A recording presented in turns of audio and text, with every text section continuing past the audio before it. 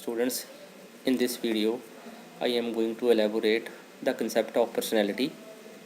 As we all know that personality is derived from the Latin word persona, which means that the mask which the Greek wear during the drama or while playing with the drama.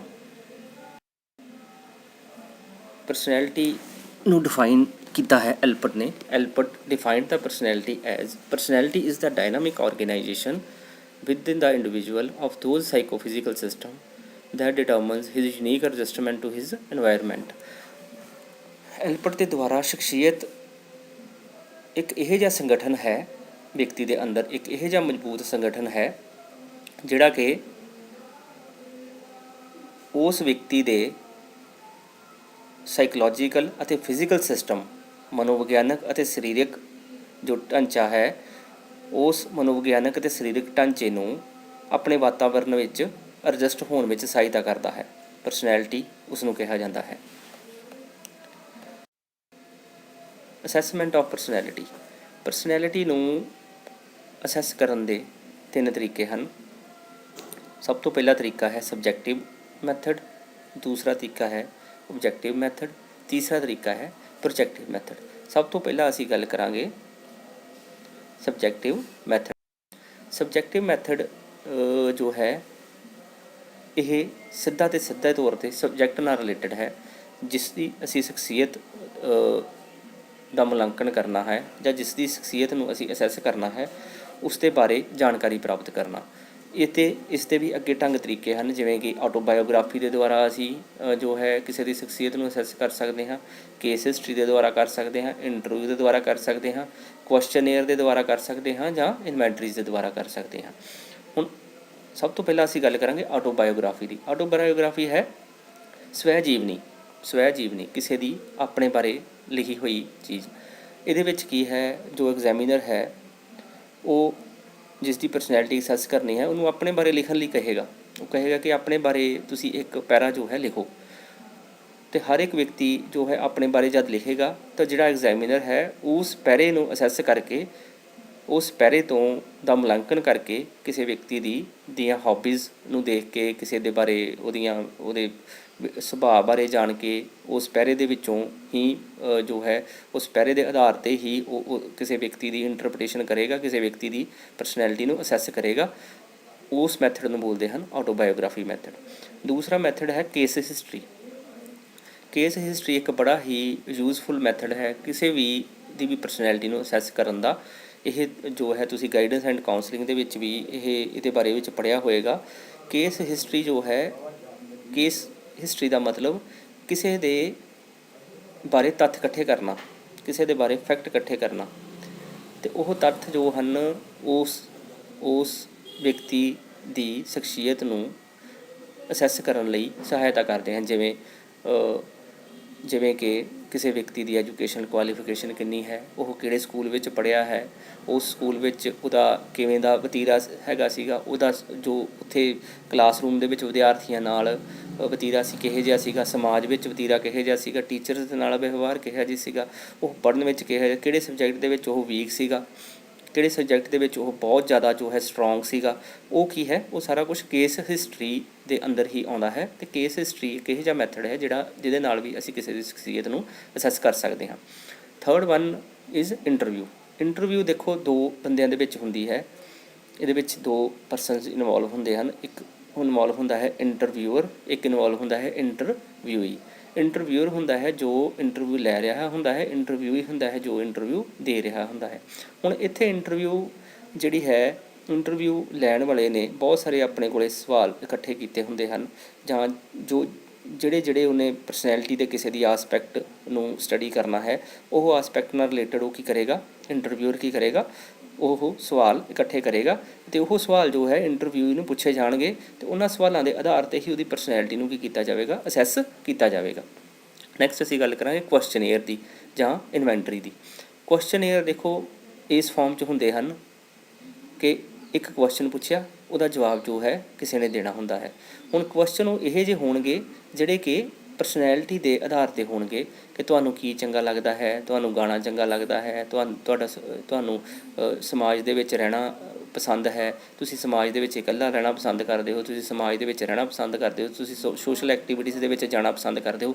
ਇਸ ਤਰ੍ਹਾਂ ਦੇ ਸਵਾਲ ਹਨ ਜੋ ਉਸ ਕੁਐਸਚਨੇਅਰ ਦੇ ਵਿੱਚ ਪੁੱਛੇ ਜਾਣਗੇ, ਅਤੇ ਉਹਨਾਂ ਸਵਾਲਾਂ ਦੇ ਆਧਾਰ 'ਤੇ ਹੀ ਅਸੀਂ ਜੋ ਹੈ ਕਿਸੇ ਦੀ ਪਰਸਨੈਲਿਟੀ ਨੂੰ ਕੀ ਕਰ ਸਕਦੇ ਹਾਂ, ਅਸੈਸ ਕਰ ਸਕਦੇ ਹਾਂ। ਇਹ ਜਿਹੜਾ ਮੈਥਡ ਹੈ, ਇਹ ਮੈਥਡ ਹੈ ਸਬਜੈਕਟਿਵ ਮੈਥਡ। ਇਸ ਤੋਂ ਬਾਅਦ ਅਸੀਂ ਓਬਜੈਕਟਿਵ ਮੈਥਡ ਦੀ। ਓਬਜੈਕਟਿਵ ਮੈਥਡ ਦੇ ਵਿੱਚ ਬਹੁਤ ਸਾਰੇ ਮੈਥਡ ਹਨ, ਜਿਵੇਂ ਕਿ ਮਿਨੀਏਚਰ ਲਾਈਫ ਸਿਚੁਏਸ਼ਨਸ ਹਨ, ਮੈਥਡ ਆਫ ਅਨਅਬਜ਼ਰਵਡ ਆਬਜ਼ਰਵੇਸ਼ਨ ਹਨ, ਰੇਟਿੰਗ ਸਕੇਲ ਹਨ। ਲਾਈਫ ਸਿਚੁਏਸ਼ਨ ਮਤਲਬ ਕਿ ਕਿਸੇ ਵਿਅਕਤੀ ਨੂੰ ਜਿਹਦੀ ਪਰਸਨੈਲਿਟੀ ਨੂੰ ਅਸੈਸ ਕਰਨਾ ਹੈ, ਉਸ ਨੂੰ ਲਾਈਫ ਸਿਚੁਏਸ਼ਨ ਦੇ ਵਿੱਚ ਪਾ ਦੇਣਾ, ਕਿਸੇ ਰੀਅਲ ਸਿਚੁਏਸ਼ਨ ਦੇ ਵਿੱਚ ਪਾ ਦੇਣਾ। ਇੱਕ ਇਹੋ ਜਿਹੀ ਸਿਚੁਏਸ਼ਨ ਕ੍ਰੀਏਟ ਕਰਨੀ ਕਿ ਜਿਹੜੀ ਰੀਅਲ ਦੀ ਤਰ੍ਹਾਂ ਹੀ ਹੋਵੇ ਪਰ ਰੀਅਲ ਨਾ ਹੋਵੇ। ਮੰਨ ਲਓ ਕਿਸੇ ਦੀ ਓਨੈਸਟੀ ਨੂੰ ਚੈੱਕ ਕਰਨਾ ਹੈ, ਅਤੇ ਉਹਨੂੰ ਇਹੋ ਜਿਹੀ ਸਿਚੁਏਸ਼ਨ ਦੇ ਵਿੱਚ ਪਾ ਦਿੱਤਾ ਜਾਵੇ ਕਿ ਜਿੱਥੇ ਦੇਖਿਆ ਜਾ ਸਕੇ ਕਿ ਕੀ ਉਹ ਬੰਦਾ ਓਨੈਸਟ ਹੈ ਜਾਂ ਨਹੀਂ ਹੈ। ਸੈਕਿੰਡ ਮੈਥਡ ਹੈ ਮੈਥਡ ਆਫ ਅਨਅਬਜ਼ਰਵਡ ਆਬਜ਼ਰਵੇਸ਼ਨ। ਅਨਅਬਜ਼ਰਵਡ ਆਬਜ਼ਰਵੇਸ਼ਨ ਜਿਹੜਾ ਮੈਥਡ ਹੈ ਉਹ ਹੈ, ਆਬਜ਼ਰਵੇਸ਼ਨ ਦੋ ਤਰ੍ਹਾਂ ਦੀ ਹੁੰਦੀ ਹੈ, ਇੱਕ ਨੈਚੁਰਲ ਆਬਜ਼ਰਵੇਸ਼ਨ ਹੁੰਦੀ ਹੈ, ਇੱਕ ਰੀਅਲ ਆਬਜ਼ਰਵੇਸ਼ਨ ਹੁੰਦੀ ਹੈ। ਜੋ ਨੈਚੁਰਲ ਆਬਜ਼ਰਵੇਸ਼ਨ ਹੁੰਦੀ ਹੈ, ਇੱਕ ਆਰਟੀਫਿਸ਼ਲ ਆਬਜ਼ਰਵੇਸ਼ਨ ਹੁੰਦੀ ਹੈ। ਨੈਚੁਰਲ ਆਬਜ਼ਰਵੇਸ਼ਨ ਹੈ ਜੋ ਉਹਦੇ ਵਿੱਚ ਜੋ ਹੈ ਵਿਅਕਤੀ ਨੂੰ ਪਤਾ ਨਹੀਂ ਹੁੰਦਾ ਕਿ ਮੈਨੂੰ ਅਸੈਸ ਕੀਤਾ ਜਾ ਰਿਹਾ ਹੈ। ਆਰਟੀਫਿਸ਼ਲ ਆਬਜ਼ਰਵੇਸ਼ਨ ਦੇ ਵਿੱਚ ਬਾਇਸਨੈਸ ਹੋਣ ਦੇ ਚਾਂਸਿਸ ਨੇ, ਜੋ ਵਿਅਕਤੀ ਹੈ ਉਹ ਬਾਇਸ ਹੋ ਸਕਦਾ ਹੈ ਅਤੇ ਗਲਤ ਜਵਾਬ ਜੋ ਹੈ ਦੇ ਸਕਦਾ ਹੈ।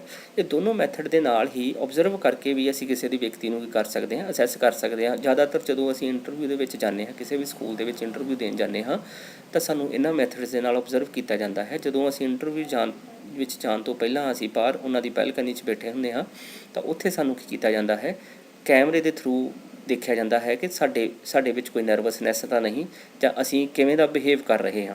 ਅਤੇ ਉਸ ਆਬਜ਼ਰਵੇਸ਼ਨ ਦੇ ਆਧਾਰ 'ਤੇ ਅਸੀਂ ਕੀ ਕਰ ਸਕਦੇ ਹਾਂ, ਸਾਡੀ ਪਰਸਨੈਲਿਟੀ ਬਾਰੇ ਕੋਈ ਜੋ ਹੈ ਪਰਸਨ ਜਾਣ ਸਕਦਾ ਹੈ। ਉਸ ਤੋਂ ਬਾਅਦ ਅਸੀਂ ਗੱਲ ਕਰਾਂਗੇ ਰੇਟਿੰਗ ਸਕੇਲ ਦੀ। ਰੇਟਿੰਗ ਸਕੇਲ ਜੋ ਹੈ ਬੜੀ ਤਰ੍ਹਾਂ ਦੀ ਹੁੰਦੀ ਹੈ, 3 point scale, 5 point scale, 7 point scale. ਇਹਦੇ ਵਿੱਚ ਕੀ ਲਿਆ ਜਾਂਦਾ ਹੈ, ਓਪੀਨੀਅਨ ਲਿਆ ਜਾਂਦਾ ਹੈ ਆਪਣੇ ਬਾਰੇ। ਜਿਵੇਂ ਕਿਸੇ ਬਾਰੇ ਓਪੀਨੀਅਨ ਲੈਣਾ, ਉਸ ਦਾ ਸੁਭਾਅ ਬਹੁਤ ਵਧੀਆ ਹੈ, ਅਤੇ ਤੁਹਾਨੂੰ ਉਹ ਰੇਟਿੰਗ ਸਕੇਲ ਕੁਐਸਚਨੇਅਰ ਦੀ ਫਾਰਮ 'ਚ ਭਰਨ ਲਈ ਦੇ ਦਿੱਤਾ। ਤੁਹਾਡਾ ਸੁਭਾਅ ਬਹੁਤ ਵਧੀਆ ਹੈ, ਸਟਰੋਂਗਲੀ ਐਗਰੀ, ਡਿਸਐਗਰੀ, ਕਾਂਟ ਸੇ, ਸਟਰੋਂਗਲੀ ਡਿਸਐਗਰੀ। ਇਹ ਸਾਰੀਆਂ ਆਪਸ਼ਨਸ ਜਿਹੜੀਆਂ ਨੇ ਉਹ ਰੇਟਿੰਗ ਸਕੇਲ ਦੇ ਵਿੱਚ ਹੋਣਗੀਆਂ, ਅਤੇ ਉਸ ਤੋਂ ਬਾਅਦ ਉਹਦੀ ਸਕੋਰਿੰਗ ਕਰਕੇ ਜੋ ਹੈ ਟੋਟਲ ਸਕੋਰ ਜੋ ਹੈ ਉਹਦੀ ਇੰਟਰਪ੍ਰੀਟੇਸ਼ਨ ਦੇ ਦੇਵੇਗਾ ਕਿ ਕਿਸੇ ਪਰਸਨ ਦੀ ਪਰਸਨੈਲਿਟੀ ਕਿਸ ਤਰ੍ਹਾਂ ਦੀ ਹੋਵੇਗੀ। ਨੈਕਸਟ ਅਸੀਂ ਗੱਲ ਕਰਾਂਗੇ ਪ੍ਰੋਜੈਕਟਿਵ ਮੈਥਡ ਦੀ। ਪ੍ਰੋਜੈਕਟਿਵ ਮੈਥਡ ਹੈ ਜੋ ਇਹ ਬਹੁਤ ਹੀ ਜ਼ਿਆਦਾ ਮਹੱਤਵਪੂਰਨ ਮੈਥਡ ਹੈ। ਪ੍ਰੋਜੈਕਟਿਵ ਜੋ ਹੈ ਪ੍ਰੋਜੈਕਸ਼ਨ ਤੋਂ ਬਣਿਆ ਹੈ। ਪ੍ਰੋਜੈਕਸ਼ਨ ਆਫ ਫੀਲਿੰਗਸ, ਆਪਣੀਆਂ ਭਾਵਨਾਵਾਂ ਨੂੰ ਕਿਸੇ ਦੂਸਰੇ ਦੇ ਉੱਪਰ ਪ੍ਰੋਜੈਕਟ ਕਰ ਦੇਣਾ, ਅਤੇ ਉਹਨਾਂ ਭਾਵਨਾਵਾਂ ਨੂੰ ਹੀ ਧਿਆਨ ਵਿੱਚ ਰੱਖ ਕੇ, ਉਹਨਾਂ ਭਾਵਨਾਵਾਂ ਨੂੰ ਹੀ ਦੇਖ ਕੇ ਕਿਸੇ ਦੀ ਸ਼ਖਸੀਅਤ ਨੂੰ ਕੀ ਕਰਨਾ, ਕਿਸੇ ਦੀ ਸ਼ਖਸੀਅਤ ਨੂੰ ਅਸੈਸ ਕਰਨਾ। ਇਹਦੇ ਵਿੱਚ ਬੜੇ ਸਾਰੇ ਮੈਥਡਸ ਨੇ, ਬੜੇ ਸਾਰੀਆਂ ਪ੍ਰੋਜੈਕਟਿਵ ਟੈਕਨੀਕਸ ਨੇ। ਉਹ ਕਿਹੜੀਆਂ ਨੇ? ਸਭ ਤੋਂ ਪਹਿਲੀ ਟੈਕਨੀਕ ਹੈ ਰੌਸ਼ਾਇੰਕ-ਬਲੌਟ ਟੈਸਟ। ਉਸ ਤੋਂ ਬਾਅਦ ਹੈ ਥਮੈਟਿਕ ਐਪਰੀਸੈਪਸ਼ਨ ਟੈਸਟ। ਉਸ ਤੋਂ ਬਾਅਦ ਹੈ ਚਿਲਡਰਨਸ ਐਪਰੀਸੈਪਸ਼ਨ ਟੈਸਟ, ਜਿਹਨੂੰ ਅਸੀਂ ਕੈਟ ਵੀ ਕਿਹਾ, word association test, picture association test, the incomplete sentence technique or incomplete sentence formation. ਇਹ ਸਾਰੀਆਂ ਜਿਹੜੀਆਂ ਹਨ ਪ੍ਰੋਜੈਕਟਿਵ ਮੈਥਡ ਦੀਆਂ ਟੈਕਨੀਕਸ ਹੈ। ਸਭ ਤੋਂ ਪਹਿਲਾਂ ਅਸੀਂ ਗੱਲ ਕਰਾਂਗੇ ਰੌਸ਼ਾਇੰਕ-ਬਲੌਟ ਟੈਸਟ ਦੀ। ਰੌਸ਼ਾਇੰਕ-ਬਲੌਟ ਟੈਸਟ ਜਿਹੜਾ ਹੈ ਇਹ ਹਰਮਨ ਰੌਸ਼ਾ ਨੇ ਦਿੱਤਾ 1921 ਦੇ ਵਿੱਚ। ਰੌਸ਼ਾਇੰਕ-ਬਲੌਟ ਟੈਸਟ ਜਿਹੜਾ ਹੈ ਇਹ ਹਰਮਨ ਰੌਸ਼ਾ ਨੇ 1921 ਦੇ ਵਿੱਚ ਦਿੱਤਾ। ਇਹ ਸਵਿਸ ਸਾਈਕੋਲੋਜਿਸਟ ਸਨ ਹਰਮਨ ਰੌਸ਼ਾ। ਇਹਦੇ ਵਿੱਚ ਉਹਨਾਂ ਨੇ 10 ਕਾਰਡਸ ਦੀ ਵਰਤੋਂ ਕੀਤੀ। 10 ਜੋ ਇੰਕ ਬਲੌਟ ਸਨ ਉਹ ਉਹਨਾਂ ਦੀ ਵਰਤੋਂ ਕੀਤੀ। ਇਸ ਨੂੰ ਰੌਸ਼ਾ ਦਾ ਸਿਆਹੀ ਧੱਬਾ ਵੀ ਕਿਹਾ ਜਾਂਦਾ ਹੈ। ਜਿਵੇਂ ਤੁਸੀਂ ਵੀ ਘਰ ਦੇ ਵਿੱਚ ਇੱਕ ਪੇਪਰ ਲੈ ਲਓ, ਇੱਕ ਪੇਪਰ ਲੈ ਕੇ ਉਹਦੇ ਉੱਪਰ ਇੱਕ ਇੰਕ ਦਾ ਡਰੋਪ ਪਾਓ, ਉਸ ਇੰਕ ਨੂੰ ਫੋਲਡ ਕਰੋ। ਉਸ ਇੰਕ ਨੂੰ ਜਦ ਤੁਸੀਂ ਫੋਲਡ ਕਰੋਗੇ ਤਾਂ ਉਹ ਜਿਹੜਾ ਇੱਕ ਸਿਆਹੀ ਧੱਬਾ ਹੈ ਉਹ ਬਣ ਜਾਵੇਗਾ, ਅਤੇ ਬੜੀ ਸਾਰੀਆਂ ਜੋ ਹੈ ਪਿਕਚਰਸ ਉਹਦੇ ਵਿੱਚ ਜੋ ਹਨ ਉਹ ਬਣ ਜਾਣਗੀਆਂ। 10 ਤਰ੍ਹਾਂ ਦੇ ਇੰਕ ਬਲੌਟਸ ਜੋ ਹਨ ਉਹਦੇ ਵਿੱਚ ਉਹਨਾਂ ਨੇ ਲਏ, ਜਿਹਦੇ ਵਿੱਚ ਕੁਛ ਗ੍ਰੇ ਕਲਰ ਦੇ ਸੀਗੇ, ਗ੍ਰੇ ਐਂਡ ਵਾਈਟ ਸੀਗੇ, ਕੁਛ ਕਲਰਫੁੱਲ ਸੀਗੇ। ਅਤੇ ਇਹਦੇ ਵਿੱਚ ਸਬਜੈਕਟ ਨੂੰ ਕੀ ਕਿਹਾ ਜਾਂਦਾ ਸੀ? ਸਬਜੈਕਟ ਨੂੰ ਉਹ ਇਮੇਜ ਦੇਖਣ ਲਈ ਕਿਹਾ ਜਾਂਦਾ ਸੀ, ਅਤੇ ਇਮੇਜ ਦੇਖ ਕੇ ਉਹਦੀ ਇੰਟਰਪ੍ਰੀਟੇਸ਼ਨ ਜੋ ਹੈ ਕੀਤੀ ਜਾਂਦੀ ਸੀ। ਇੰਟਰਪ੍ਰੀਟੇਸ਼ਨ ਕਰਨ ਲਈ ਕਿਹਨਾਂ ਚੀਜ਼ਾਂ ਦਾ ਧਿਆਨ ਰੱਖਣਾ ਪੈਂਦਾ ਹੈ ਇਹਦੇ ਵਿੱਚ? ਸਭ ਤੋਂ ਪਹਿਲਾਂ ਤਾਂ ਹਾਊ ਰਿਸਪੋਂਡੈਂਟ ਡਿਸਕ੍ਰਾਈਬਸ ਦਾ ਇਮੇਜ, ਰਿਸਪੋਂਡੈਂਟ ਨੇ ਇਮੇਜ ਨੂੰ ਕਿਵੇਂ ਡਿਸਕ੍ਰਾਈਬ ਕੀਤਾ। ਉਹਨੇ ਜਾਨਵਰ ਦੇਖੇ, ਉਹਨੇ ਮਨੁੱਖ ਦੇਖੇ, ਉਹਨੇ ਕੋਈ ਇੱਕ ਪਾਰਟ ਦੇਖਿਆ ਇਮੇਜ ਦਾ, ਉਹਨੇ ਪੂਰੀ ਇਮੇਜ ਨੂੰ ਪੂਰੀ ਤਰ੍ਹਾਂ ਨਾਲ ਦੇਖਿਆ। ਠੀਕ ਹੈ, ਕੀ ਦੇਖਿਆ ਉਹਨੇ ਇਮੇਜ ਦੇ ਵਿੱਚ, ਇਹ ਜਿਹੜਾ ਹੈ ਉਹਦੇ ਤੋਂ ਡਿਸਕ੍ਰਿਪਸ਼ਨ ਜਿਹੜੀ ਹੈ ਉਹ ਐਗਜ਼ਾਮੀਨਰ ਲੈ ਲੈਂਦਾ ਹੈ। ਉਸ ਤੋਂ ਬਾਅਦ ਹਾਊ ਲੌਂਗ ਦੇ ਟੇਕ ਟੂ ਰਿਸਪੌਂਡ, ਉਹਨਾਂ ਨੇ ਰਿਸਪੌਂਸ ਕਰਨ ਵਿੱਚ ਕਿੰਨਾ ਕੁ ਟਾਈਮ ਲਗਾਇਆ, ਕਿੰਨਾ ਕੁ ਸਮਾਂ ਲਗਾਇਆ, ਉਸ ਦੇ ਆਧਾਰ 'ਤੇ ਵੀ ਜਿਹੜੀ ਹੈ ਇਹਦੀ ਇੰਟਰਪ੍ਰੀਟੇਸ਼ਨ ਕੀਤੀ ਜਾਂਦੀ ਹੈ। ਵਾਟ to C in the card, ਉਹਨਾਂ ਨੇ ਕਾਰਡ ਦੇ ਵਿੱਚ ਕੀ ਦੇਖਿਆ, ਉਹਨਾਂ ਨੇ ਲੋਕੇਸ਼ਨ ਦੇਖੀ, ਉਹਨਾਂ ਨੇ ਕਲਰ ਦੇਖਿਆ, ਉਹਨਾਂ ਨੇ ਸ਼ੇਡਿੰਗ ਦੇਖੀ, ਜਾਂ ਉਹਨਾਂ ਨੇ ਕੋਈ ਫੋਰਮ ਦੇਖੀ, ਉਹਦੇ ਬਾਰੇ ਜੋ ਹੈ ਉਹਦੇ ਬਾਰੇ ਇੰਟਰਪ੍ਰੀਟੇਸ਼ਨ ਦੇਣੀ। ਠੀਕ ਹੈ, ਜੇ ਕੋਈ ਵਿਅਕਤੀ ਜਾਨਵਰ ਦੇਖ ਰਿਹਾ ਹੈ ਉਹਦੀ ਇੰਟਰਪ੍ਰੀਟੇਸ਼ਨ ਉਹਦੇ ਹਿਸਾਬ ਨਾਲ ਹੋਵੇਗੀ, ਅਗਰ ਕੋਈ ਮਨੁੱਖ ਦੇਖ ਰਿਹਾ ਹੈ ਉਹਦੀ ਇੰਟਰਪ੍ਰੀਟੇਸ਼ਨ ਉਹਦੇ ਹਿਸਾਬ ਨਾਲ ਹੋਵੇਗੀ। ਦੇਖੋ ਜਿਵੇਂ ਤੁਹਾਨੂੰ ਫਸਟ ਇਮੇਜਿਸ ਦੇ ਵਿੱਚ ਦਿਖ ਰਿਹਾ ਹੈ, ਠੀਕ ਹੈ, ਕੋਈ ਇਹਦੇ ਵਿੱਚ ਕਹੇਗਾ ਕਿ 2 ਵਿਅਕਤੀ ਖੇਡ ਰਹੇ ਹਨ, ਕੋਈ ਕਹੇਗਾ 2 ਭਾਲੂ ਖੇਡ ਰਹੇ ਹਨ, ਕੋਈ ਕਹੇਗਾ ਮੈਨੂੰ ਬੈਟ ਨਜ਼ਰ ਆ ਰਿਹਾ ਹੈ, ਕੋਈ ਕਹੇਗਾ ਮੈਨੂੰ ਕੈਂਗਰੂ ਨਜ਼ਰ ਆ ਰਿਹਾ ਹੈ। ਉਹ ਇੰਟਰਪ੍ਰੀਟੇਸ਼ਨ ਹੈ, ਉਸ ਇੰਟਰਪ੍ਰੀਟੇਸ਼ਨ ਦੇ ਆਧਾਰ 'ਤੇ ਹੀ ਕਿਸੇ ਦੀ ਜੋ ਹੈ ਪਰਸਨੈਲਿਟੀ ਜੋ ਹੈ ਕਿਸੇ ਦੀ ਅਸੈਸ ਕੀਤੀ ਜਾਵੇਗੀ। ਉਸ ਤੋਂ ਬਾਅਦ ਅਸੀਂ ਗੱਲ ਕਰਾਂਗੇ ਥਮੈਟਿਕ ਐਪਰੀਸੈਪਸ਼ਨ ਟੈਸਟ ਦੀ। ਇਹਦੇ ਵਿੱਚ ਦੇਖੋ ਵਿਅਕਤੀਆਂ ਦੀਆਂ ਇਮੇਜਸ ਦਿਖਾਈਆਂ ਜਾਣਗੀਆਂ ਬੱਚੇ ਨੂੰ। ਸਭ ਤੋਂ ਪਹਿਲਾਂ ਤਾਂ ਇਹ ਜਿਹੜਾ ਟੈਸਟ ਹੈ ਮੂਰੇ ਐਂਡ ਕ੍ਰਿਸਟੀਨਾ ਮੋਰਗਨ ਨੇ ਦਿੱਤਾ 1935 ਦੇ ਵਿੱਚ। 1935 ਦੇ ਵਿੱਚ ਇਹਨਾਂ ਨੇ ਕ੍ਰਿਸਟੀਨਾ ਐਂਡ ਮੋਰੇ ਨੇ ਇਹ ਟੈਸਟ ਦਿੱਤਾ। ਇਹਦੇ ਵਿੱਚ ਐਗਜ਼ਾਮੀਨਰ ਜਿਹੜਾ ਹੈ examiner will show some pictures one at a time and subject will making up a dramatic story। ਉਹਨੂੰ ਦਿਖਾਈਆਂ ਜਾਣਗੀਆਂ, ਸਬਜੈਕਟ ਨੂੰ ਦਿਖਾਈਆਂ ਜਾਣਗੀਆਂ, ਅਤੇ ਸਬਜੈਕਟ ਉਹ ਇਮੇਜ ਦੇਖ ਕੇ ਉਸ ਇਮੇਜ ਦੇ ਆਧਾਰ 'ਤੇ ਇੱਕ ਸਟੋਰੀ ਬਣਾਏਗਾ। ਉਸ ਸਟੋਰੀ ਦੇ ਆਧਾਰ 'ਤੇ ਹੀ ਜੋ ਹੈ ਇੰਟਰਪ੍ਰੀਟੇਸ਼ਨ ਕੀਤੀ ਜਾਵੇਗੀ। ਅਤੇ ਐਗਜ਼ਾਮੀਨਰ ਕੀ ਚੀਜ਼ਾਂ ਦਾ ਜਿਹੜਾ ਹੈ ਧਿਆਨ ਰੱਖੇਗਾ ਇਸ ਟੈਸਟ ਦੇ ਵਿੱਚ। ਸਭ ਤੋਂ ਪਹਿਲਾਂ ਤਾਂ what is happening at a moment, ਕਿ ਉਸ ਪਿਕਚਰ ਦੇ ਵਿੱਚ ਕੀ ਹੋ ਰਿਹਾ ਹੈ ਉਹਦੇ ਬਾਰੇ ਉਹਨੂੰ ਸਟੋਰੀ ਬਣਾਉਣ ਲਈ ਕਹੇਗਾ। What the characters are feeling and thinking, ਇਹਦੇ ਵਿੱਚ ਕਰੈਕਟਰ ਕੀ ਫੀਲ ਕਰ ਰਹੇ ਹਨ ਇਮੇਜ ਦੇ ਵਿੱਚ, ਜਾਂ ਕੀ ਉਹਨਾਂ ਦੀ ਥਿੰਕਿੰਗ ਹੈ। ਵਾਟ ਵਾਜ਼ ਦਾ ਆਊਟਕਮ, ਇਹਦਾ ਆਊਟਕਮ ਕੀ ਆਇਆ।